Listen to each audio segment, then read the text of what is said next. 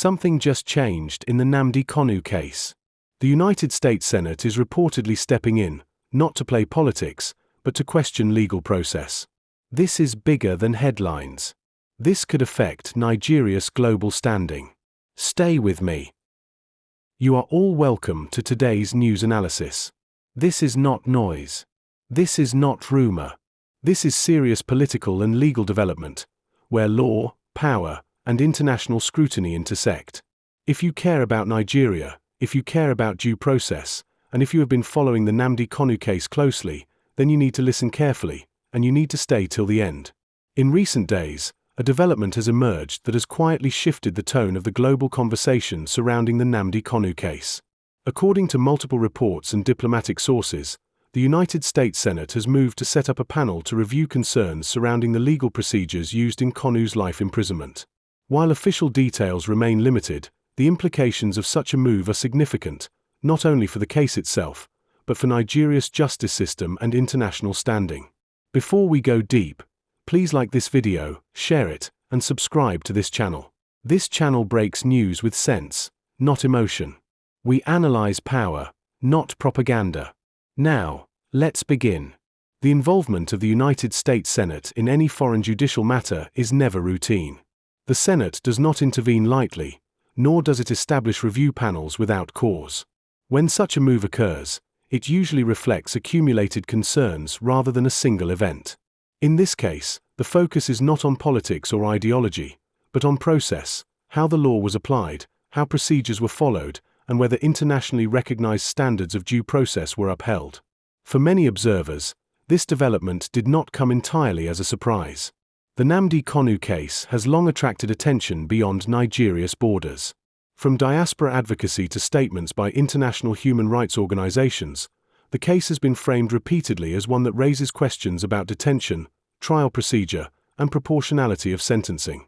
What is new is the level at which this attention is now being formalized. Reports indicate that the Senate panel is expected to examine the legal process leading to Kanu's life sentence, with particular attention to procedural steps taken before, during, and after the November 20th judgment. This includes questions surrounding jurisdiction, access to legal representation, adherence to court orders, and the circumstances under which Kanu was transferred between detention facilities. One name that has emerged repeatedly in these discussions is Senator Chuck Schumer of New York.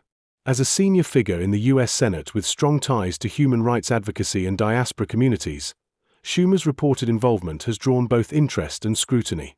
His role, according to sources, is not that of a prosecutor or advocate, but of a political figure responding to sustained concerns raised within the U.S. political system.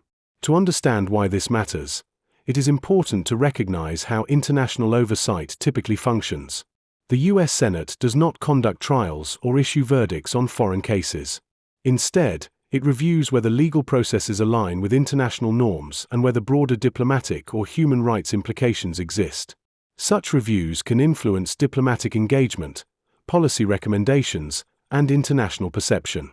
For Nigeria, this moment carries particular weight. As Africa's most populous country and a major regional power, Nigeria's legal and political institutions are closely watched. Actions taken within its judicial system do not exist in isolation. They contribute to narratives about governance, rule of law, and institutional strength. When international bodies raise questions, those narratives can shift quickly. Central to the Senate panel's reported concerns are allegations of procedural irregularities. While Nigerian courts have maintained that due process was followed, critics point to a series of issues that they argue merit closer examination.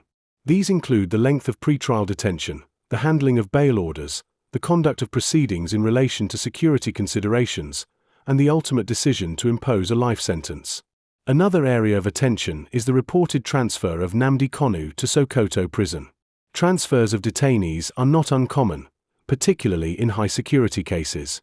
However, in politically sensitive matters, such decisions often carry symbolic and practical implications.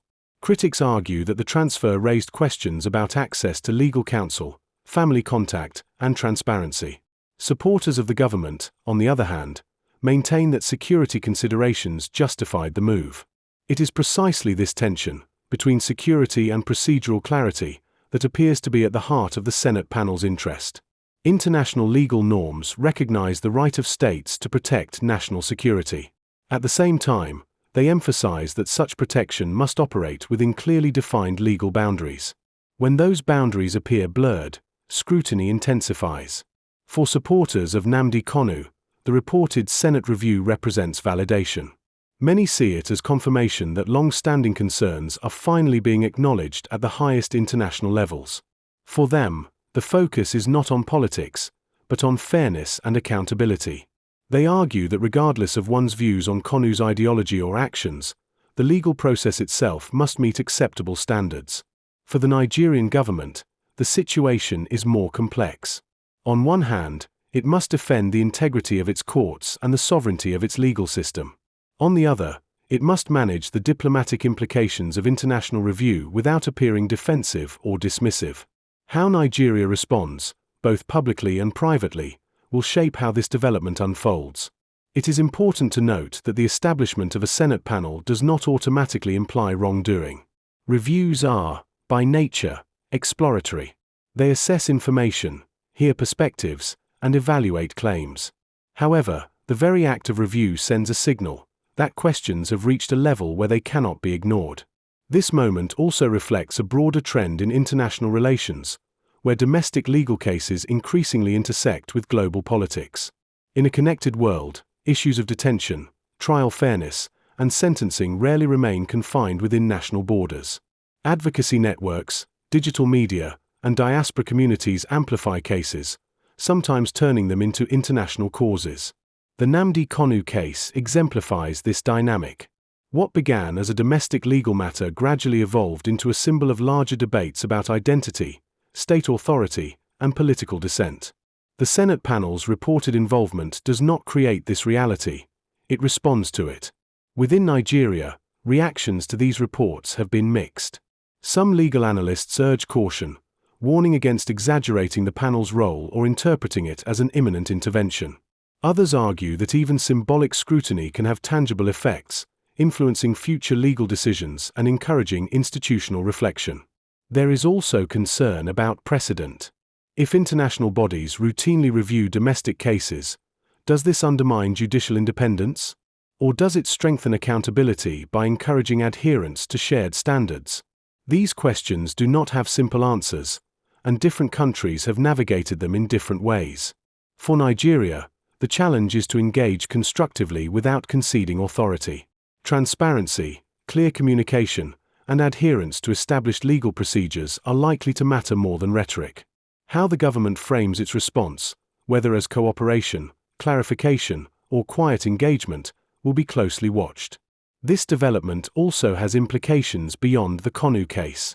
It places a spotlight on Nigeria's broader justice system, raising questions about efficiency, consistency, and public trust. International scrutiny tends to expand, not contract. Once attention is focused, related issues often follow. At the same time, it is important not to overstate what the Senate panel can or cannot do.